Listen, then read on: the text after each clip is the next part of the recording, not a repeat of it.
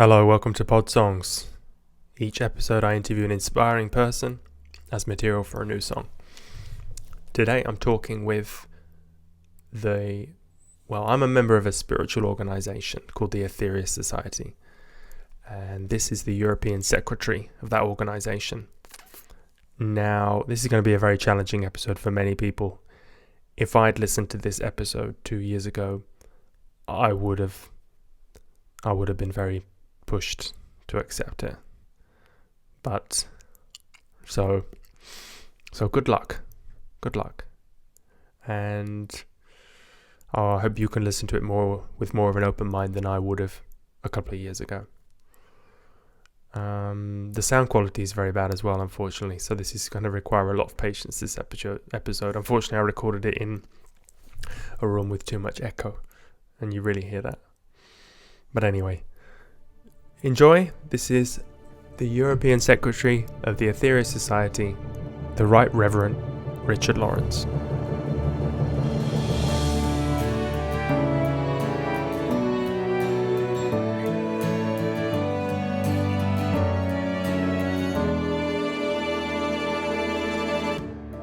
Welcome to the show, Richard. Thank you, Jack. It's a real pleasure to be on your podcast. Thank you for inviting me. No, it's my pleasure. So maybe just kick off, because I try and explain the society as best I can, but I've only been in it for a year. So you've been doing this for many years. Few years. So maybe you could just explain a bit about your background and how you came to the society and what it is, and just try and condense all that down into... It'd be a pleasure, though. I'm sure, actually, your introductions, I'm sure, might be more meaningful to a lot of people than mine. So it's great that you're doing it, and well done to you for doing it. Well, my background, I came into it, I was at university at the time, and I was really on the search. I mean, I'd actually been searching from the age of 14, quite consciously, knowingly. Like one day I got up, and it began at the age of 14. The day before, I hadn't been that bothered. And it was a very crystal clear thing. And, I had thought that people, especially adults, must have looked into this. And I was at a school called King's School, Canterbury, where a lot of people were going to be priests at that school. At that time, not so much now. It's connected to the cathedral. And I assumed that people would know some of the questions, the answers to them that I had, and I found that they didn't, in a nutshell. It was quite disappointing, as a matter of fact, at that age. And so I carried on, basically got to university, turned to Eastern philosophy, which was actually quite trendy at that time, in the sort of early 70s. But it wasn't a trend to me. I really wanted to look into it. So I came at it almost through that yoga tradition. It's how I came across Dr. King, and particularly through his practice of prayer that he teaches, or his method of prayer, dynamic prayer, as he calls it. I was introduced to it by a very old friend of mine, very close friend of mine to this day, John Holder, who was at the same university, that's Hull University in the north of England. And he was giving a lecture on dynamic prayer at the Buddhist and Vedanta Society at Hull University. And I was in the audience. And I decided to try it. Went and tried it that night. Okay. And I didn't have any prayer to use, but I raised the hand, as we do in the Aetherius Society, raised the hands, visualized white light flowing through the palms of the hands. And I'd seen a sort of distressed tramp or somebody earlier that day who looked in need in the street. So I decided to send him healing, and I visualized him being given healing just as we'd been taught. And I felt this incredible sensation. It was like physical. Okay. I'm not saying, by the way, everyone who does this will have that straight away at all. It was just one of those things. And I couldn't shake it off. I went to bed in the university where I was staying in the union buildings. It was still there. I was tingling all over. In fact, I was quite worried. I thought, look, what's happening? Is this ever going to stop? What's going on here? And it was on and off for several hours. So eventually I got out of bed and walked. This must have been in the early hours of the morning by then, to the I knew where the person who ran the Buddhist and Vedanta Society lived, and I walked to his house and knocked on his door. At 2 in the and morning. I said something like that. I said, "Look, I went to your meeting, and somebody gave this talk, and I did the practice, and I've had these sensations going on ever since. I can feel this. I can feel that. What is it?" I mean, he was a student, this person. He wasn't, I don't know. He was very nice, considering that I was knocking on his door at that time. He said he didn't know, so I stayed there. And then he pointed me in the direction of John. And then I met up with John and found it came through the Aetherius Society, through Dr. King. The tingling did stop, by the way. Okay. I couldn't throw it off. And that started me on my quest. And then I pretty quickly realized that this did answer all my questions. Okay. Questions that the Dean of Canterbury Cathedral had just not been able to get close to be honest. And nor had some of the other things I'd looked into by then, and it just went from there. So I haven't introduced the Aetherius Society, as you asked me to do at all at the moment, but what it is, it's practical, it's a set of teachings and a set of practices designed to help others, serve others, and it's extremely powerful, and to cooperate with intelligences from beyond this world who have communicated through Dr. George King, whose roots were in the science or the spiritual practice of yoga. Okay, brilliant. That gives us a little chance to segue into that. So Dr. King, he reached these very high levels, but he was already so many people are born psychic, or they have some abilities that you only got to watch TV. There's all these fanciful programs about it. So he was already in that direction, but then he started doing intensive practices for about 10 years. So how did he get started? Because this is after World War II. I mean, this is not even in, there were lectures on yoga, I'm sure. No, funnily enough, I mean, I heard today that, the health service over here is advocating yoga to help people with their difficulties. So yoga is now, from a health point of view, it is well accepted, but it certainly wasn't when Dr. King started practicing it, which would be 1945 or so, somewhere around there. He had been extremely unusual. I mean, I will be straight about this. I believe he came from another world. I believe he was not of this earth. I believe he's in that tradition that the Hindus refer to as avatars, so Rama, Krishna, others from many traditions, not just Eastern ones, who've come here, came from another place at another time. I mean, Moses would be another one. And controversially, I believe Jesus would be another one. So there are a number. But I believe he was already of that ilk, as it were. But he had still, though, as he would put it, to throw a bridge over the stream of life, as it were, and he had to find his enlightenment himself in this particular life. He couldn't it wasn't just there. He had to work for it. Okay. But being extremely unusual, I was lucky to be a co-author of his biography recently. So I've spoken to lots of people, including people who knew him, like his sister, for example, who I knew quite well, his late sister, who was 2 years younger than him, and his niece and others. And he was never just like an ordinary person.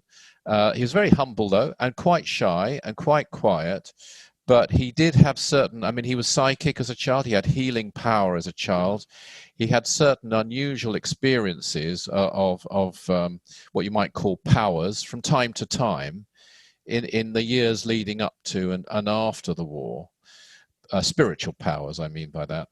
But it was then that he really applied himself. He found really what he was looking for. I mean, his sister told me that, because they were at one point sharing a flat in London, he changed overnight. He found a yogi, particular yogi. How did he find this then?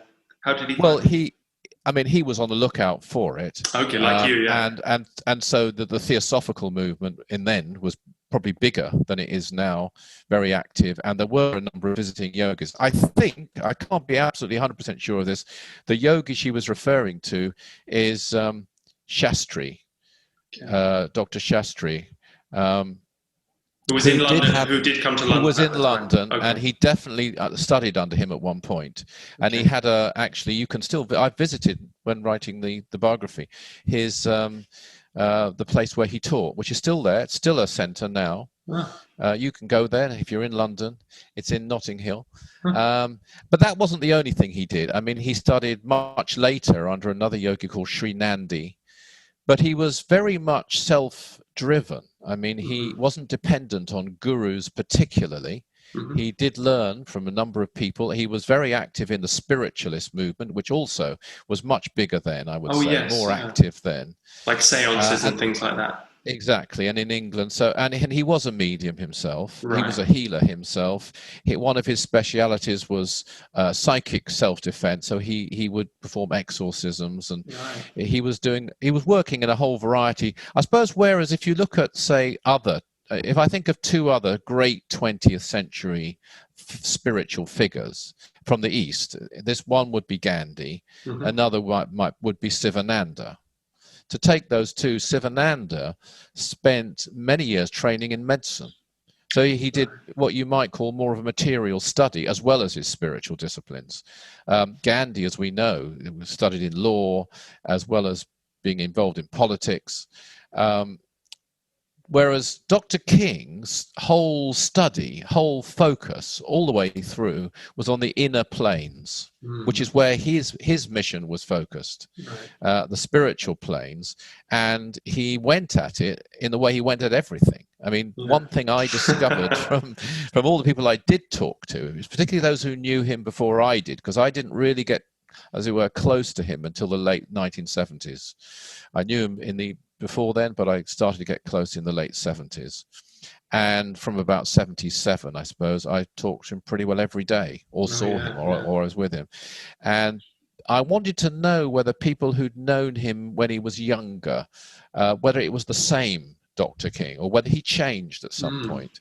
And I came to the conclusion that he was essentially the same Dr. King, or the same George King, that he was always that single-minded focus, and if he decided to do something, he did it 101%. Okay. And so that was true of yoga. Can I just ask you to move the microphone a little bit away? Because just getting the P's and the K's popping. Is that that's better? Yeah. Okay, so because I came from a Buddhist background, and the study of the Buddha it's very well documented. I mean, he was very rich, left his family, went into the wilderness, studied with this teacher, studied with that teacher, and did all these intense yoga practices and meditation, and then achieved enlightenment. And with Jesus, it's those lost years. I think we know now through the mystics that Jesus went to study in was it Tibet? Yes, and travelled quite extensively, but yes, among the Himalayas, shall we say, whatever it was then. The Tau Cross Monastery or something like that one. And so he did probably 10 years of very intense practice, because he obviously was a healer before, and he was the special. So, and he had powers on the physical plane a lot, the Master Jesus. He had these miracles, and different masters have different roles to perform, and how they can use those powers, which, these are intelligences who, if they were given free rein to their true selves, could virtually move mountains. I mean, they could do so many things, but they are limited by the karma, if you like, of being here. And so they're allocated, well, you can use your powers in that way because that is your mission. That's why you've come to Earth.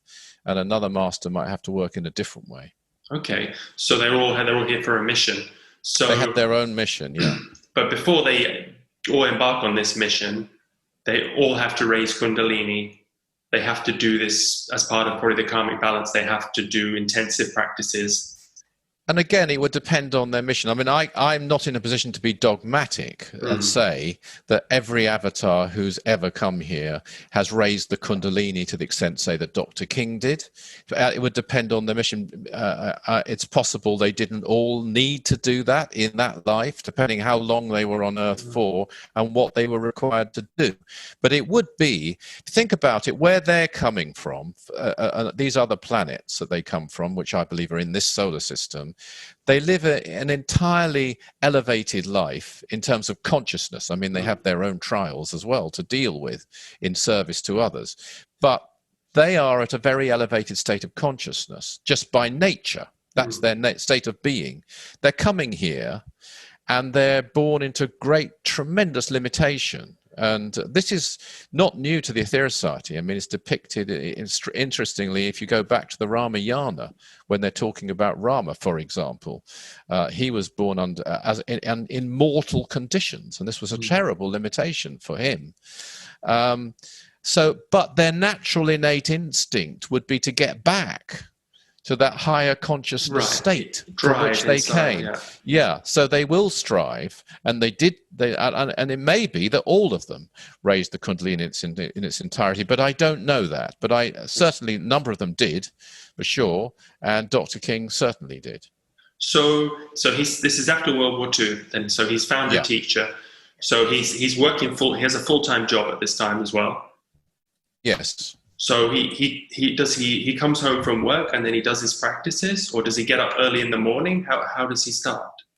So I should just mention one thing, which is that he was a conscientious objector in the Second World War, which is a very difficult thing to be, really, more than we might think now. I mean, it was really frowned upon by some people, and it could damage your career prospects and many things. And for him, it was especially difficult, because he was by nature a fighter, strangely. And in his childhood, for example, his leaning was towards what you might call pugilistic sports, so fighting sports, such as fencing, such as boxing, such as rifle. He was a top marksman, quarterstaffing, which was an old medieval practice with a long pole, but it was a fighting sport. And these were things that he was really good at, that he was drawn to. So for him, it wasn't so much a question of not wanting to go to war. It was in fact, he was drawn by the excitement of it in one way. That was more of a sacrifice that was a part of him, and he describes it very brilliantly, I think, that said, "Thou shalt not kill." And he let that part win. Those are his words. I let that part win, which I think is a very interesting few words that we could all use, actually. Well, we all in our lives. Yes. Do we let that part win? That's 4 words I try to keep in my mind. Let that part win, because sometimes we know what we should do, but we don't want to do it. But if we let that part win, then we'll do it. And I don't speak as someone who's achieved that. But it's a goal. It's a goal. Okay, so then... So that was his background, yes. So so he made that choice, and during the Second World War, he did take a very dangerous role, which was in the fire service, and particularly in the Blitz, and the bombing in London, and so on. And he did then use, as he was a section leader in the fire service, but he used his psychic abilities to discover sometimes bodies, and people knew that he had that ability in the rubble, for example, to know where to go and to direct people.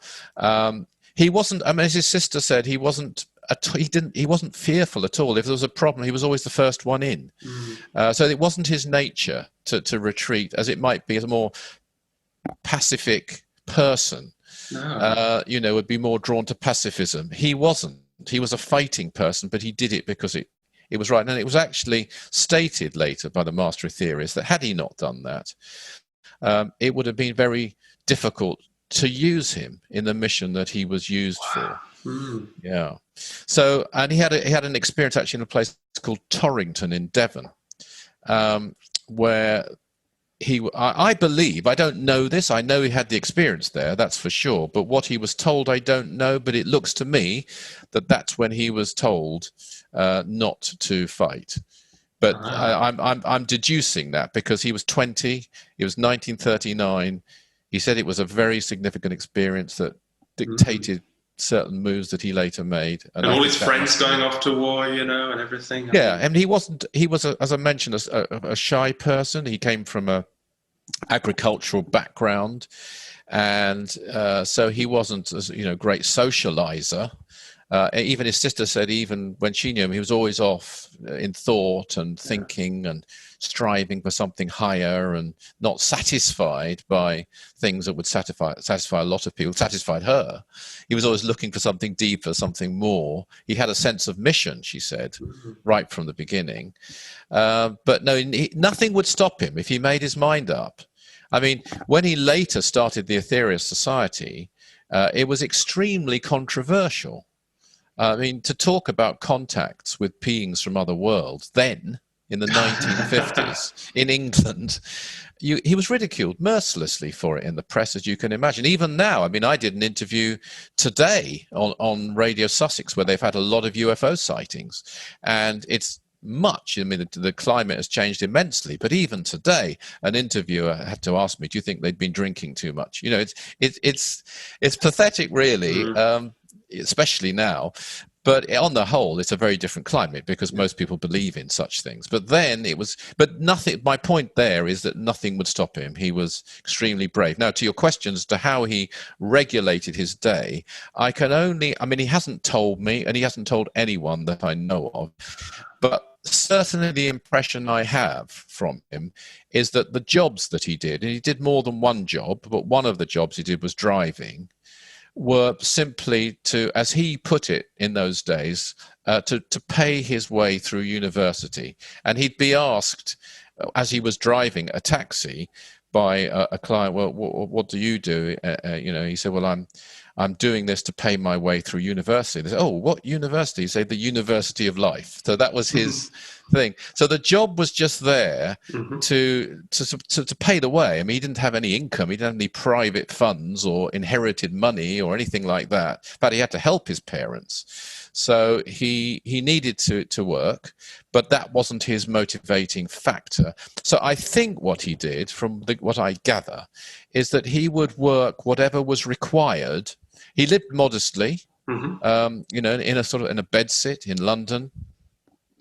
He didn't have materialistic desires. I mean, he did at one point race bikes. For example, he went to the Isle of Man and various places, but he wasn't a seeker for possessions at all. So I think he would work for long hours when he needed to, which you can do if you're a taxi driver. I mean, he did have other jobs as well. He was a commissionaire at an oil company at one point, but and then if he might have, say, days to spend in his yoga. I mean, I know of one meditation he did in Cornwall that lasted for 65 hours. So that was a little later, but that I think was 1955, I believe. But so it wouldn't literally maybe be 8 hours every day, between 4 and midnight or something, but that's how he averaged it out.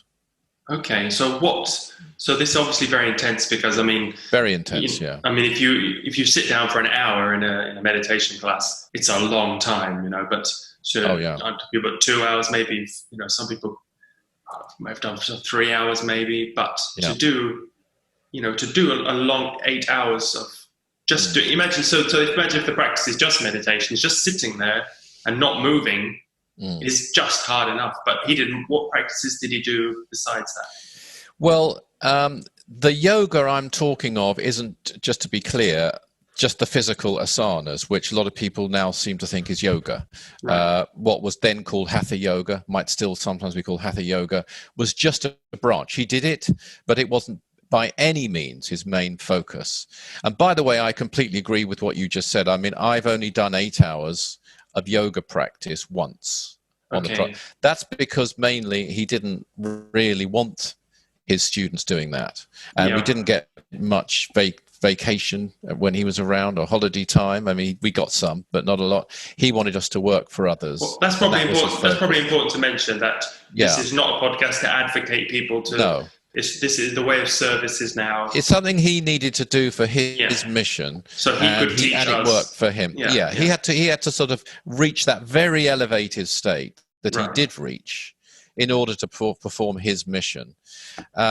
His main focus, his favorite, I think, form of yoga was Jnana yoga, which is the yoga of wisdom. But you could only, in his eyes anyway, really practice that once you'd attained a level of meditation. And he was extremely strict about the meaning of the word meditation. Okay. Actually, through his years, he softened, I would say. That'd be my opinion. That as the years, but in later years, he would use that word a bit more softly than he did in his early years. But if you read, for example, a book called, which I know you've read, but a book called The 9 Freedoms, and I strongly recommend that book. It's my favorite book, actually. Mm-hmm. You'll see there his commentary, and this was written, I believe, in 1962, that commentary, or somewhere like that. So he's extremely demanding, as he is in some of his very early lectures that you can also get. They're brilliant lectures on man's mind, on develop your clairvoyant powers, on imagination, your only creative faculty. Some of those lectures that he gave, they were given in those very early years, in the early 60s. And I sense that in that period, he believed, and it's heartwarming, really. He believed that lots of people could do this. He had tremendous faith in people and what they might do and their potential. He never lost it, by the way, but he did, this is my observation, realize as the years went by that other people were not going to do what he did. And, they weren't going to get to those levels. Well, what he did, he didn't even go to an ashram, did he? I mean, he did in the center of London. I mean, the Buddha was on a mountain, Jesus was in a monastery, all your meals are taken care of. To do it in the middle of a city is like, he didn't even go to the countryside for 5 years, did he? I mean, it's just mind-boggling. It is mind-boggling. So many temptations, No. I mean, he had a major Kundalini rise, for example, in Waterloo in London. If anyone knows Waterloo, I mean, it's even now, it's not a most sort of spiritual, elevated environment. But that's where he had it. And and it was so strong, he had to run for hours after this rise, and this is during the years we're talking about, in order just to control it, because he was learning not just to raise it but to control it. And he did warn the doors off the telephone box. You're right. Yes, he wanted to phone his mother, who was quite seriously ill. I mean, she could have died, and he went to a phone box. And in those days had these big old metal. People won't even know what a phone box is now. I do remember phone boxes, but he'd pull the door and the whole door came off. Now, that was just because he had this supernormal strength because of the Kundalini rise. But he had to control. I think one of the miracles about the years we're talking about, which is sort of, I suppose, 50 up to 54 or 5, really, is that he remained balanced, stable, coped with life, because nobody else around him was doing this. I mean, one thing I've studied quite a bit, as I think, is mediumship. And I've come across a lot of mediums, and I've looked into a lot of mediums, even the greats like Alice Bailey and so on. And I've come to the conclusion that nobody at all practiced mediumship in the way that he did, which was a Kundalini form, as it were, of mediumship. I honestly don't believe most mediums, including me, know where the Kundalini is exactly while they're channeling or work, being a medium. But he that was a prerequisite. But that's just one illustration. So it was those early years that enabled him to bring that kind of control, and he wasn't distracted by the things that men all of us really, men and women, in their early life are looking for. Completely celibate, no? A partner, a family, maybe, parties, a successful career. Nothing. He was only focused on finding out the truth as he saw it, which you could only find through realization. Okay, so he did this deep meditation, but to get to that, he still had to, because a lot of mediums, like I said, they have superb powers, but they're gifted it. They don't do exercises to develop it even further. They stay at that level, they plateau. So, yeah. But he could already do seances and things like that. So then he did these intensive practices. So what kind of things would he do sitting in his room? So he would be doing, and by the way, in his book, from his point of view, mediums who don't do practices cannot be relied on. That's him speaking, not me. Doesn't mean that they won't sometimes get good things. They might. Right. Can happen. But they can also influence it. They won't have the control and the degree of concentration necessary to sustain it, and their own mind will creep in unwittingly, not deliberately. They're well intended. He thought it was a requirement, actually, to have yoga or some form of equivalent training to be a medium, but that's diverting a bit. So he was doing a lot of pranayama, which is breathing exercises. This was absolutely key to him. He was doing a lot of mantra yoga. That's one of his specialities. And he would discover the sounds to him. And he had a view of mantra, which, again, I haven't come across put so simply anywhere else. Maybe it has been, but I haven't come across it, which is that the mantra is an invocation of sound more than words. Sound vibrations. And it's the sound vibrations, and it's the effect that sound has on the ethers. So, the words and the meaning of the words, and the words in a mantra do have meanings, don't really get close to the real meaning. The real meaning can only be discovered when when it's chanted in the right way with the right sound. So what does these vibrations have an effect on the body? Well, the various things. First of all, you can use mantra to help others, and we do that in the Aetherius Society a lot in sending out healing, because you can draw to yourself spiritual power, which you can then channel through you and out, either for the world to help sufferers from COVID, or, for example, recently we were doing a lot with the Lebanon crisis. It's a form of prayer, you might say, when it's used like that. No, these are Sanskrit mantras, we should say. These are Sanskrit mantras. It's a special vibration sound. It's the vibration. And why the sound is so important was he would settle with those mantras on how a particular mantra should be chanted to get the correct sound, to have the right interaction. It's almost abstract at that point. It's no longer about what the word means at all, as a word. Because is it like sound? You can break a glass with the vibration, or you can start an avalanche. But exactly. these words these sounds are even more special because they relate to our chakras and our. And it'd be something you'd relate to with music as well. Sure. But yes, they would relate to chakras, and also, of course, certain mantras are done silently. There's more than one way of doing them silently, and he would do that. It depends what level you want to have an effect on. So he would say, if you're doing a mantra aloud, you're having an effect on the physical environment.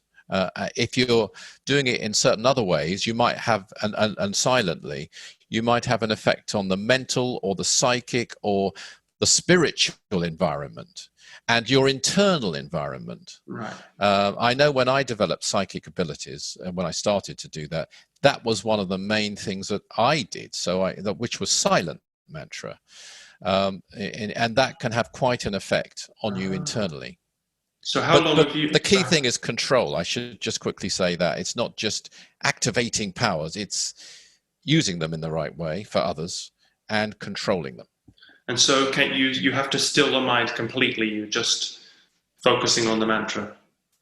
Absolutely. I mean, concentration to him is step one. He had a 3-step path, and it's outlined also in the 9 Freedoms. The 9 Freedoms is a text delivered by an intelligence who has a code name or a pseudonym, which is Mars Sector 6.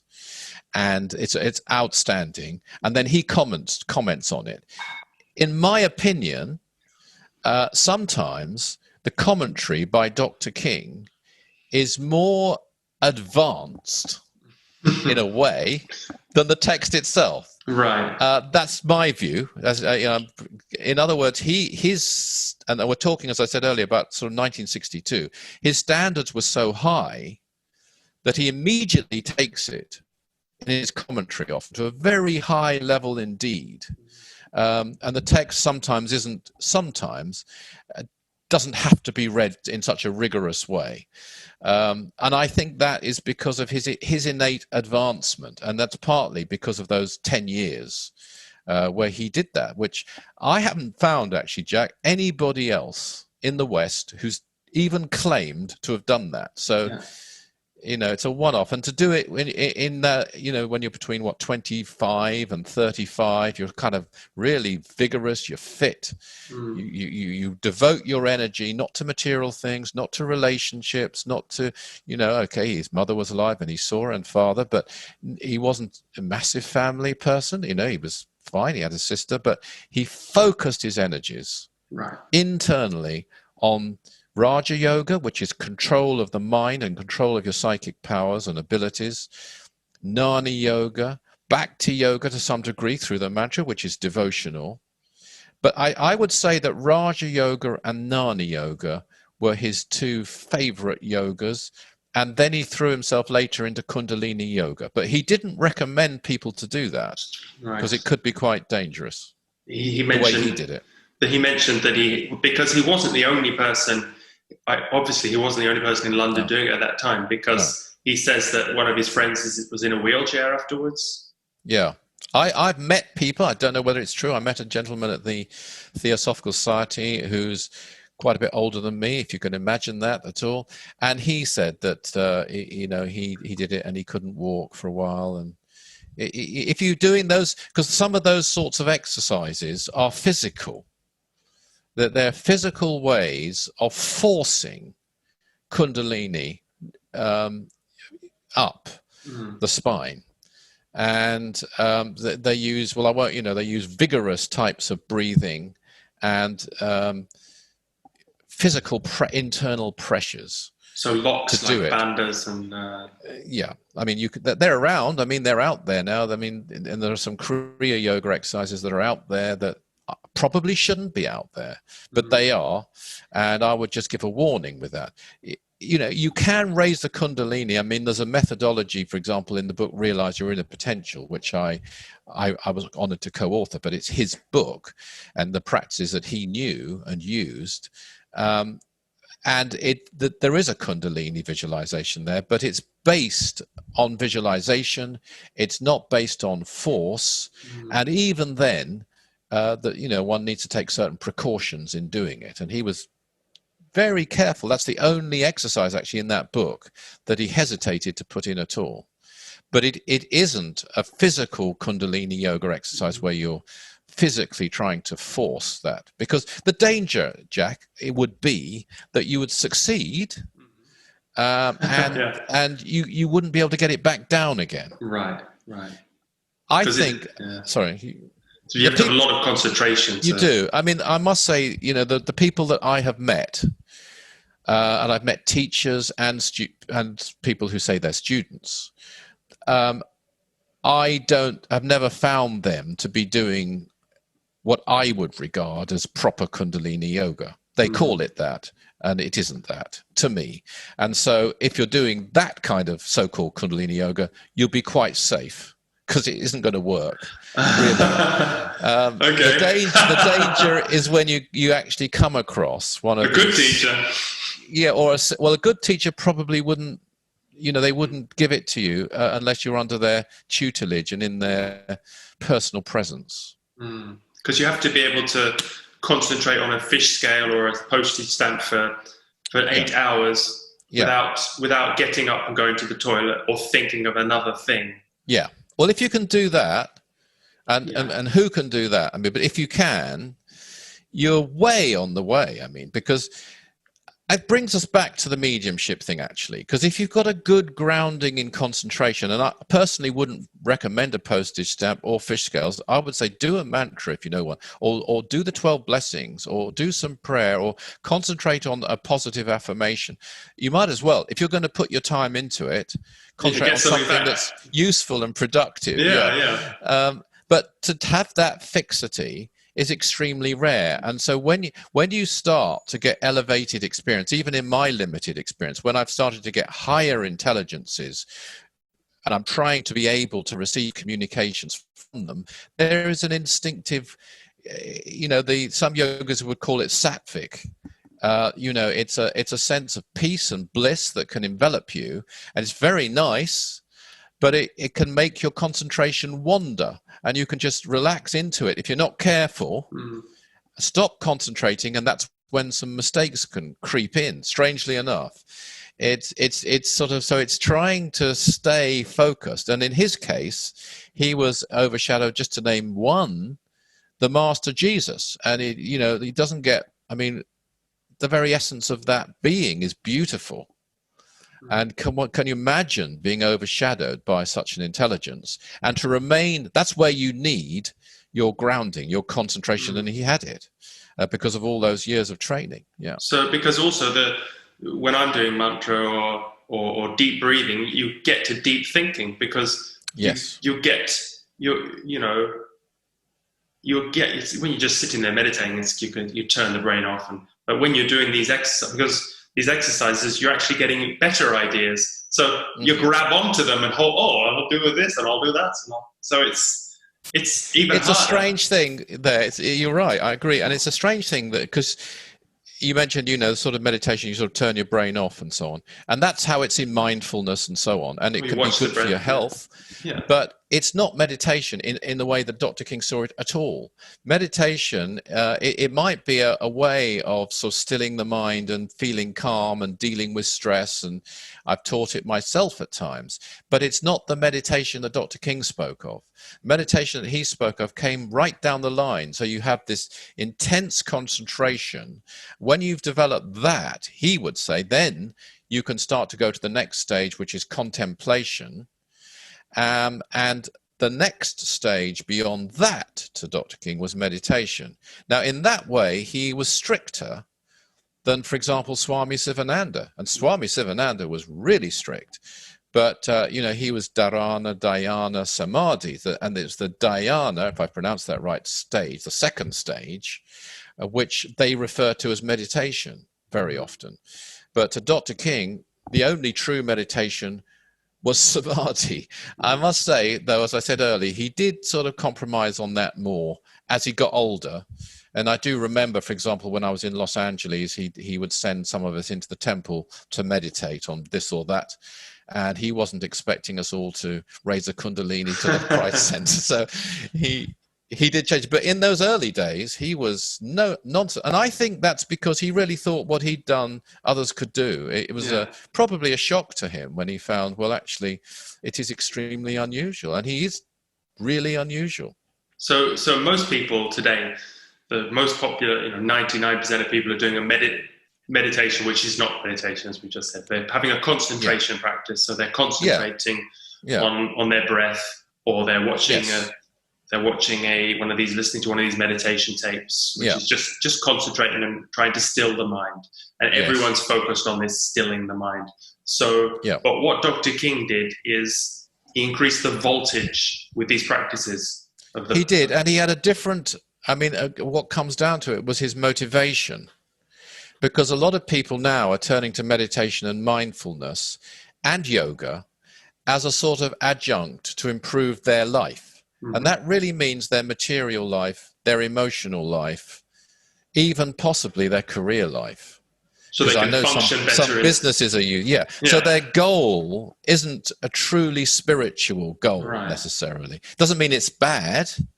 It might be good, it might not, but it's not the same goal. It's not. Whereas to him, yoga, the meaning of the word yoga was union with God, union with Brahma, if you like, union with that, and that's what he was seeking.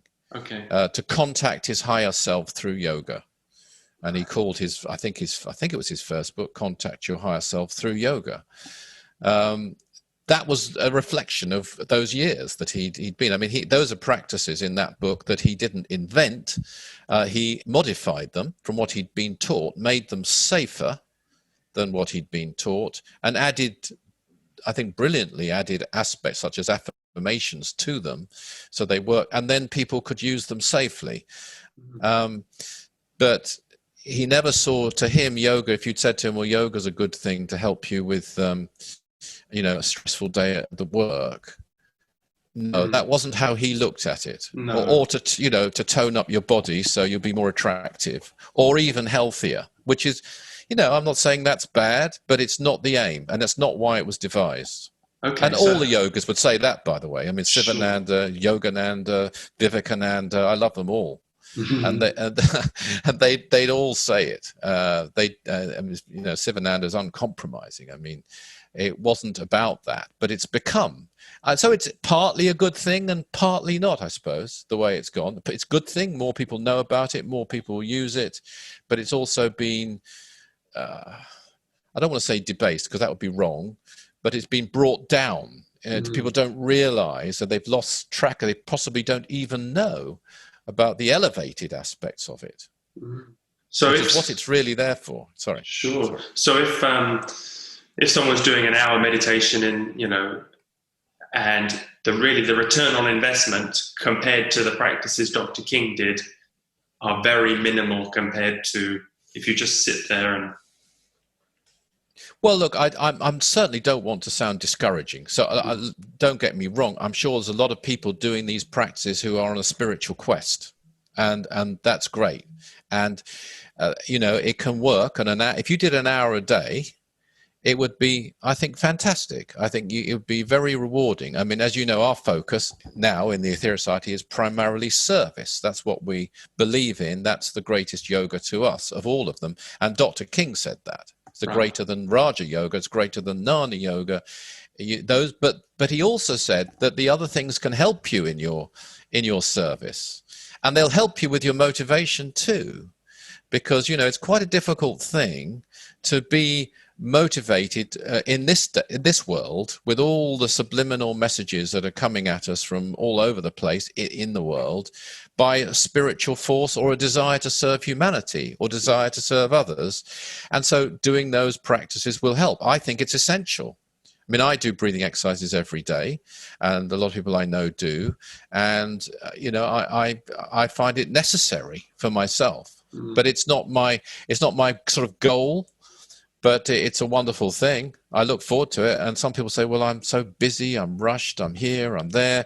But you're not. I mean, you do your teeth, you have breakfast, you can do it. But I wouldn't say that an hour a day is, and it very much depends what that hour is composed of. What I would suggest to people who perhaps listening to this, who are spending an hour a day in yoga, is to break up that hour, and it can still be yoga, so that some of it is service orientated. Some of it is sending healing to others. For example, in this pandemic, whatever you believe the pandemic is or isn't, certainly people need healing.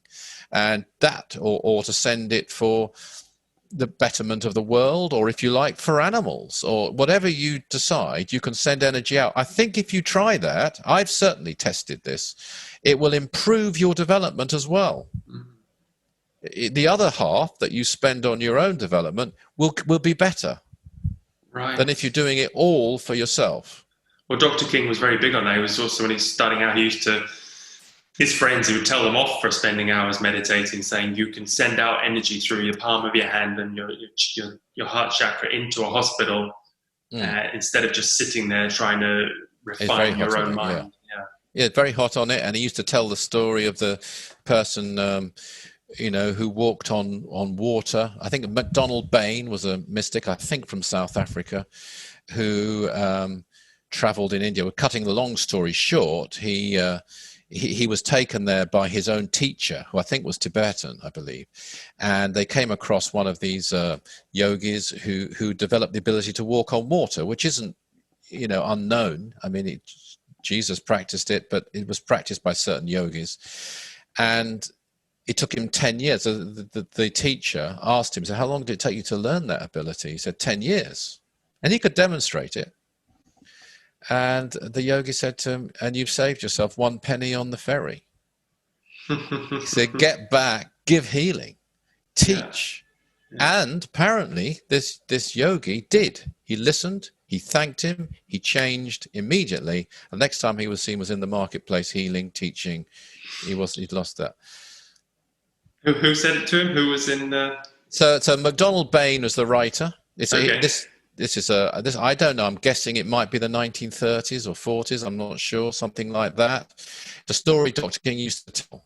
Okay. And he went to meet his own teacher. I remember it well because MacDonald Bain had written a lot of books, sort of metaphysical books. And I knew a lady who was a member of the society who knew him. And he was quite a well-known mystic, really. And he went over, he was guided by a Tibetan, I think he was Tibetan, certainly Himalayan. And he went over to meet him for the first time, physically meet him. He'd had communication. Okay, projection. And I think just telepathic communication, I think. I don't know if he'd projected there before. But anyway, he went to meet him. He did meet him. And he was quite nervous. And his first words to his teacher was something like, well, you know, I've written a lot of books on so-and-so and so-and-so. And the teacher apparently looked at him and said, well, that doesn't really matter, does it? And he stopped and he said, no, I suppose it doesn't. And from then he learnt from him. And in their travels, they met the yogi who walked on water. Gosh. Yeah, I know you studied a lot, you read a lot of autobiography of a yogi and those stories. Oh, yeah, I'm totally into, I mean, I love that. I love it all. I'm a round peg in a round hole on that kind of a topic. And I was quite fortunate, actually, to be able to talk sometimes to I call him the master, but to Dr. King about such topics, which wasn't that common because if you look at it from Dr. King's point of view, if you had a spiritual or metaphysical conversation with him, it ended up as a lecture by him. So it wasn't like a two-way, you know, exchange of views. He didn't really need my views or many people's views. So I was quite fortunate because a lot of people I knew said, gosh, I wish I'd had. I mean, I'll give you one example, if you like. I was in Santa Barbara where he lived, and this was the latter part of his life. So it'd be the 1990s. He wasn't in the best of health. And I went over there and I was into a book at the time called, because one thing in the Aetherius Society, we don't say, look, the Aetherius Society books are the only books you should read. Or to me, they're the greatest by far, to me. But I also read many other interesting. I was looking at the Ramayana today, actually, briefly. There's a lot of interesting things out there. And there's one book called Nature's Finer Forces, which he recommends in the 9 Freedoms, actually. And in it is a practice, which actually Sivananda refers to as well, called the shadow practice. Okay. The only trouble with that practice is that you do need a sunny day to do it. It's watching the shadows. It's watching the shadow. You know it. You know. I've heard you mention this. Oh, okay. So I was doing this in his garden. And every day he'd be given healing by 2 or 3, whoever it might be. It might be, if I was fortunate enough to be called, I'd be one, or it might be 1 or 2 others. And then he'd go for a rest in the afternoon. He called it a rest, but in that all sorts of things could happen. He could project, he could whatever. So you didn't disturb him. And it usually lasted, it could be half an hour, wouldn't be less. It could be longer. So we'd put him to bed, as we put it. I was there. It was like 2 or 2:30 in the afternoon. Sun was there. Perfect. I walked round the side of his little bungalow there, and I was doing the shadow practice, through which you can know the 3 times. You have to do a certain mantra 108 times, and so on. Within 1 or 2 minutes, he got up, walked out, walked round, looked at me standing there, and said, "That's it, boy. Keep watching the shadows." Walked away, went back to his rest. I hadn't told him. I even knew this book. I had it. I told him nothing about it at all. So later that evening, I was having a drink and a chat with him on his little deck in his garden before dinner. So I thought, well, I'll tell him this. You know, I'll tell him this, what I was doing. I said I was doing this, and you came out and you said this, and it was exactly what I was doing. And he didn't bat an eyelid. He didn't say, yes, I know, or really, or he just listened. And then he started talking about this book. Okay. And he referred to the years you're talking about. And he said, there was a time when I first came across that book when I wanted to devote my whole life to it, to live it. Because it's not the whole book, actually. It's a Sanskrit text inside that book. And it does tell you how to, lead your life fully. It's a very much a sort of yogic Bible of itself. And through it, you can fully realize yourself. He said, but I realized to live that book, I'd have to either be a millionaire, and this was then in those days, so I could just do that, because it's very prescriptive. Tuesday morning, you have to do that. Wednesday, at this time, you do this, and it's you have to follow it exactly. Or, he said, I'd have to just drop out and become virtually a tramp, and I wasn't going to do that. And he talked, and on we went, talked about many things, and on it was going, and then somebody was cooking dinner, and came out and asked the question, I said, well, dinner's ready, or words to that effect. And he just looked at me and said, what's food, really, And so the person, because we're in the middle of this really elevated conversation, it certainly wasn't the fault of the cook at all, not at all. In fact, on the contrary, he then, realized this was not really fair. So we went in, and then he made a point of telling me off and say, you distracted me. Look at the hard work this person's been cooking away. And, blah. And that was fine by me. I said, sorry, my mistake. But it just goes, I could see there how it had been for him, where he wasn't interested in anything other than that focus on that path that he'd been on in those days. Because I'm sure he would have loved to, he said he didn't want to be his brother's keeper. I mean, it really was. To have to be responsible for humanity is a lot on your shoulders. I mean, he would have loved to take in a few. That's true. I mean, he did. He's very honest about that. When he first heard, when he first realized that service was what he had to do, he didn't. It was like slightly disappointing to him in a way. That wasn't what he really wanted. But boy, did he. He says that, but at the same time, even in those years, there are so many accounts that he gives of where he helped a person through exorcism, through healing, through mediumship. He was focused, even prior to his contacts in the Aetherius Society, he was focused on building up a healing circle. So he really was orientated to service, actually. But he was also drawn in those years because he was on the quest for full enlightenment, and he found it. I mean, he gained cosmic consciousness, which is as high as it gets. I don't know what year he gained it, but those years were critical, in paving the way for him to do that.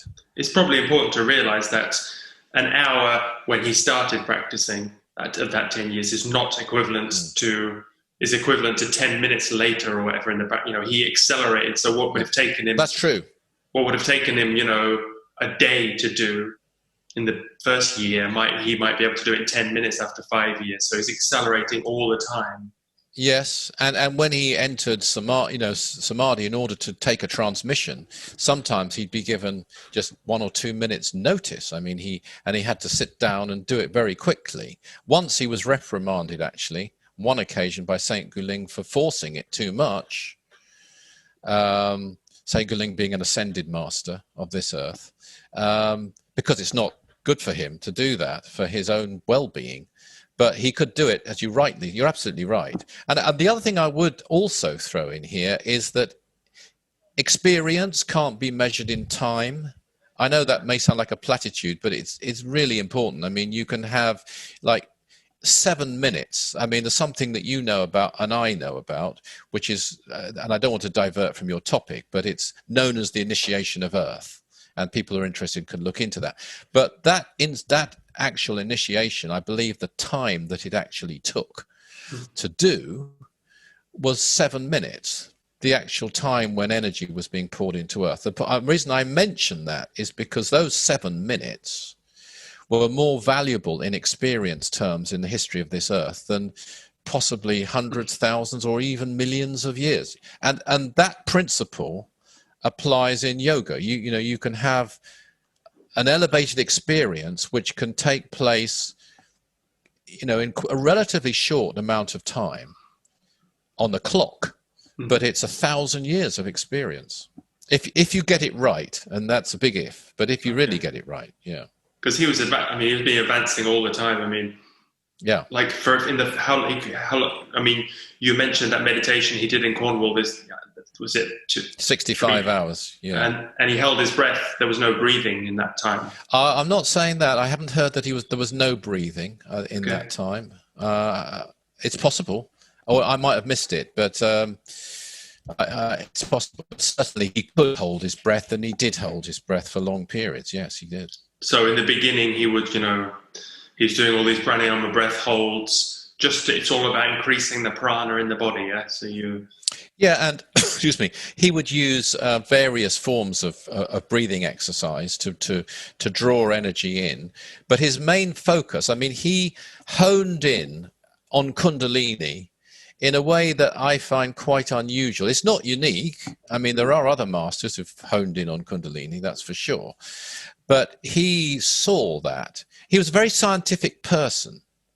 So he could see the journey of the individual as being measured in the journey of a Kundalini within and through the chakras to the highest chakra.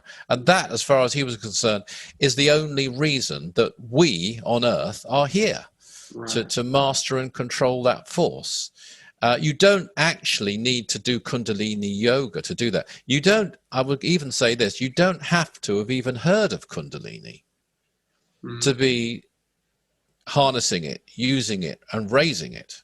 I mean, there are people in the West who hadn't heard of Kundalini in that particular life, and one would be Wordsworth, who clearly were having experiences that were Kundalini experiences, and breathlessness and all kinds of things, but they didn't have, as we would now, the reference to Eastern teaching to draw on.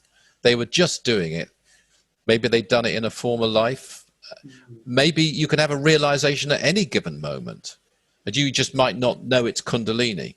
Right. So because you have this cosmic consciousness of actually having it's universal. People. It's yeah. It can just happen spontaneously, and you realize the oneness of everything. Or just, I mean, talking about incredible experiences like that. You can't put it into cosmic words, consciousness is, you know, sort of something that's bandied about quite a lot, and doesn't mean it isn't great. I mean, Yogananda had a cosmic consciousness experience, which I think is clearly different, and I believe Yogananda would be the first to say this, from the one that Dr. King described. It's still a great experience, though, very elevated. It was actually induced by his own guru. So there are all kinds of degrees and levels of these things. Dr. King himself mastered it. You know, he sort of got it down to an absolute, he could almost like switch it on and off, and he was intrigued by the science of it, I think, as well. He actually did say you don't have to take that approach to it, right? But I think he thought you gain more if you did. I'm sure he thought that. Yeah. But it's not recommended. We should still do practices like King Yoga. We should do practices. Yeah. I mean, King Yoga, I mean, in the book, Realize You're in the Potential, I think those exercises in there, and I don't say this because I'm an author, because I want to repeat that this book was, you know, his Dr. King's book. I was just very lucky to be asked by him to write it with him. The exercises, and there's over 40 of them, I think there's 42 of them, I believe, are absolutely superb. I mean, they are just fantastic. They are, some of them are ancient yoga practices, some are new age teachings that have been delivered through Dr. King, some are his own inventions or devices, you know, based on his wisdom and his knowledge, and they really, really work. And, you know, I had some very interesting experiences while writing that book. I mean, I'll give you one example, which again tells you something about Dr. King. I was introduced to a mantra, which is called the Brahma mantra, it's not in that book, but I was introduced to it by a friend of mine who'd got hold of a very old Sanskrit book. And he had a whole collection, this friend. He's in the Aetherius. He's passed on now. I'm sure he still is in the Aetherius Society, but not on this film. And he showed me that mantra in the book. And I started practicing it. And I had a dream some while later in which Dr. King told me of. I was in England at the time. He was in America at the time when I had the dream. Because I was flying to and fro a lot in that period and speaking to him, as I said, every day. And in the dream, he told me off. He said, you should not have done this mantra, without my permission. Mm-hmm. So I woke up and I stopped doing it. And then I was in America and we were working on Realize Your Inner Potential together and going through which mantras were in the book. And in the course of it, he mentioned the Brahma mantra. So that was my opportunity. So once again, I told him about it. I didn't tell him, the friend, I didn't want to get the chap into trouble who'd given me this mantra, because it shows how strict he was on mantra. It has to be conveyed by initiation, right, by someone within whom that mantra lives, or it's unfortunate, both for the person who gives it and the person who receives it. So he said, I told him the whole story, and I said, I had this dream. You told me off in the dream. I haven't used it since. Again, he didn't bat an eyelid. He didn't say, yes, I know. No, I don't. Really? Nothing like that. He just looked at me quite still. And I knew him very well, don't forget, by then. He said, say it now. So I said, it's quite a long mantra if you do the whole thing. I said the whole thing as best I could. And he corrected me on the pronunciation of one word. And that word, that syllable actually, you wouldn't really pronounce the way he did it if you just read it. And this bears on the point I said earlier about the sound of the mantra. And so then I said it again in the way he told me, and he just nodded. And I took it from that so I use it now. But it's an interesting little insight into his strictness about mantra. I was actually surprised he put 5 mantras in that book. Brian Kniep, who was helping, and I asked for 2 mantras to go in that book, because you didn't normally give them. We knew his approach to mantra, which is a brilliant approach, actually, and an ancient approach.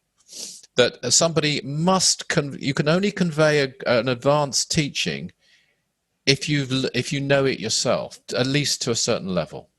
Because there are otherwise you can't. There's a karmic implications. There's a karmic implication, and you might be the best orator in the world, and there's plenty of people giving out mantras who don't live within them, and they don't understand or appreciate this law at all, which actually proves it's not living within them actually. And or maybe there may be certain cases where they just break that. I don't know, but they're giving it out, and they shouldn't be.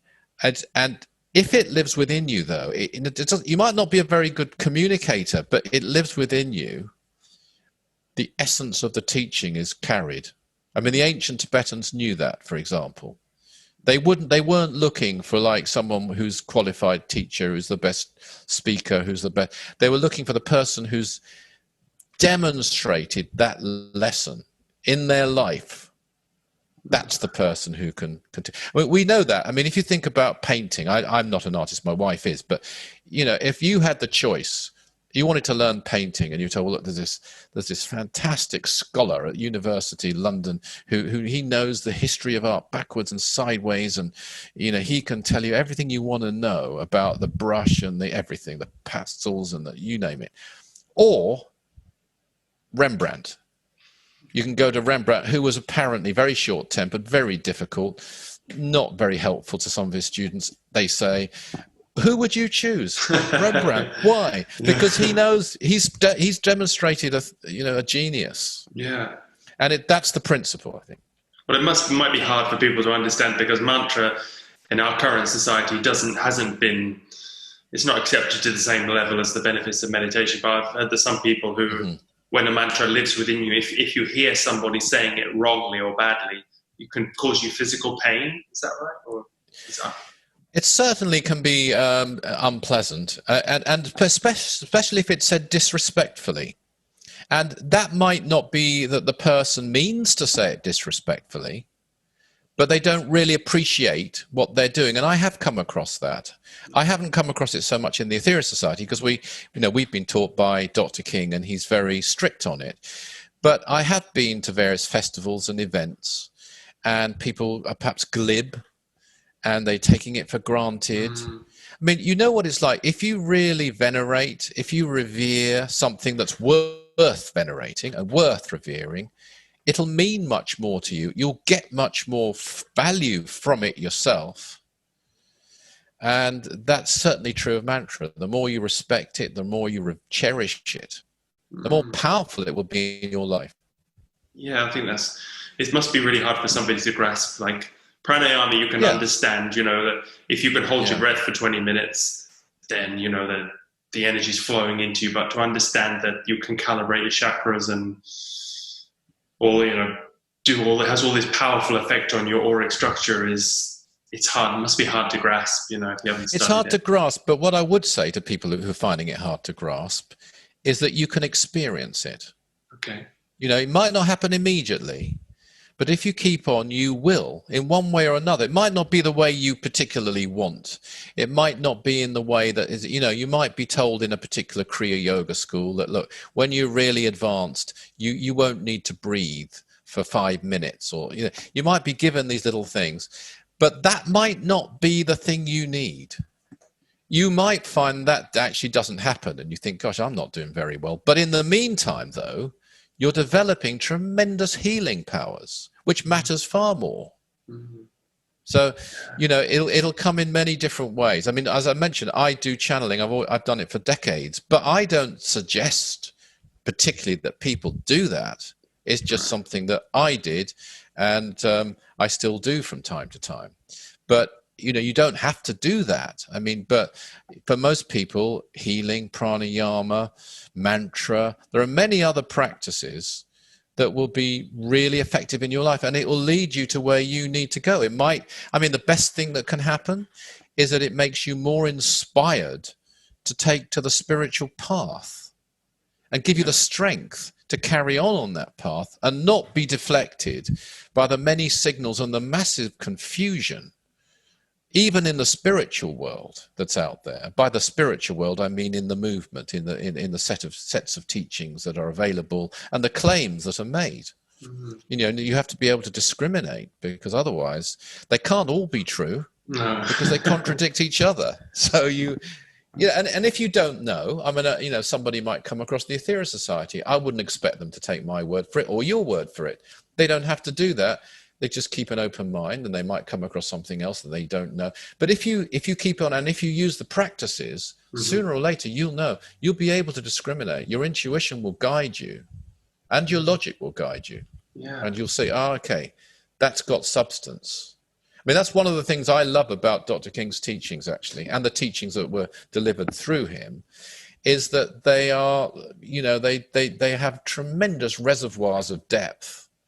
You keep mining and you find, my God, there's a whole layer of, we've gone through the gold, now we're on to the platinum, or whatever it might be. Yeah. They go on, and you find, I'm discovering things, and I'm thinking, my goodness, why didn't I realize that? I've read that book for, decades, and I've just seen this.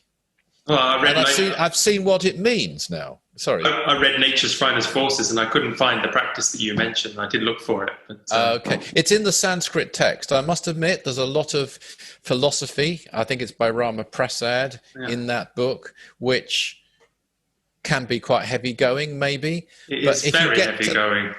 Okay, thank you. But I don't, to be honest, I'm interested in the concept of tattvas, but I don't really get into that. I go straight. I don't use it now, but I used to go straight to the text, the Sanskrit text on which it's based. I think it's Sanskrit. Say again? You could speak the Sanskrit, or you? No, it's translated in that book. If you've got a good edition. Okay. I mean, I think it's unusual in that I think the Rama Prasad writing comes at the beginning. I think I'm right in saying. Right. And that the actual Sanskrit text on which it's all based possibly comes later. I don't know, but it's in there. And it's not nearly as long as the Rama Prasad commentary, and it is translated. And that's what I go to. That's not by him. It's an old document that he found. Maybe I didn't have that. It's a very complicated. It's a very advanced. It is. I mean, as Dr. King said, you can't really practice it now. Just to be practical, you couldn't do it all now. But it's still quite revealing. I mean, I must be honest, when I look at those things, and I don't do it so much as I used to, I always come back, though, to pretty well to the 9 freedoms for me, because it goes further than all of them. And it's for our time. It's for our time, but it's, in my view, obviously I'm giving my opinion here, for me, it goes further than all of them do.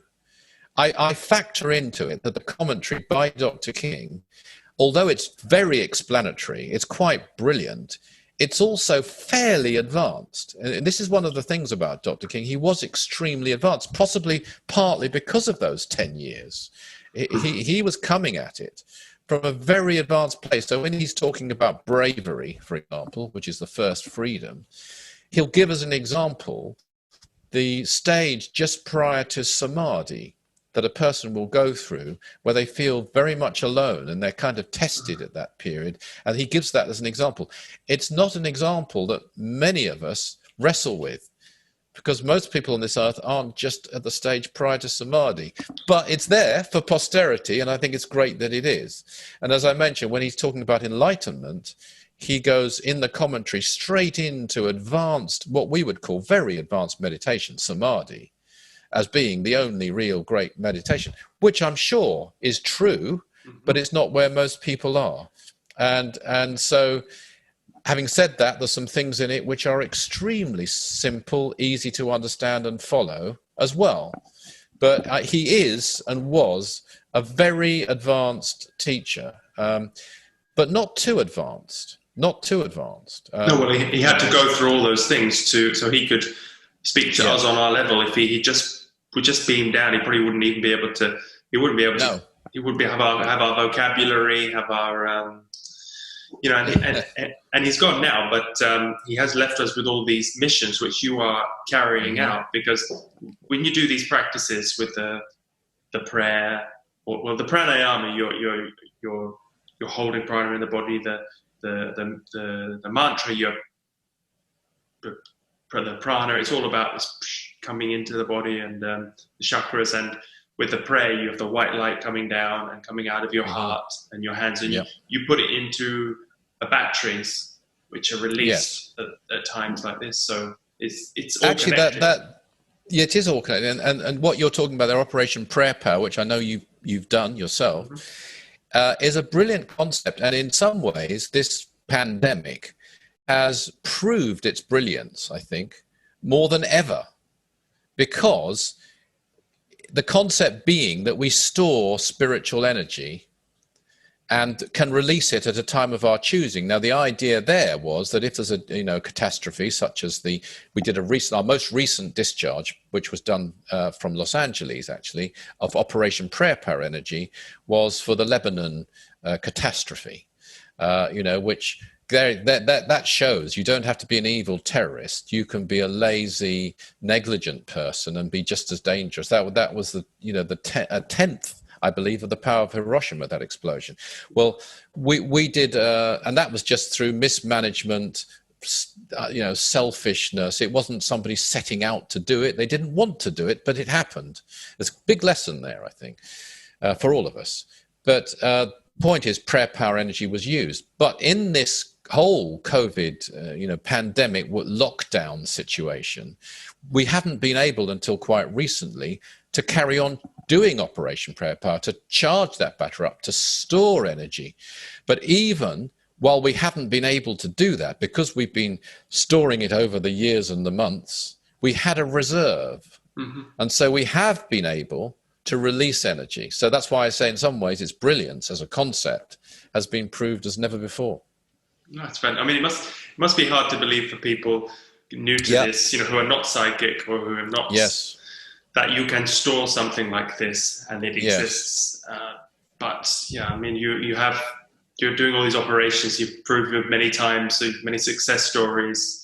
And we have, and people can find some of them detailed. A book, the other book I did with Dr. King was called Contacts, or he did with me, I should say, was Contacts with the Gods from Space. And we give examples in there of some of the results of Operation Prayer Power. But I think it also comes back to the value of the practices, because what the practices, the spiritual practices do is they attune you.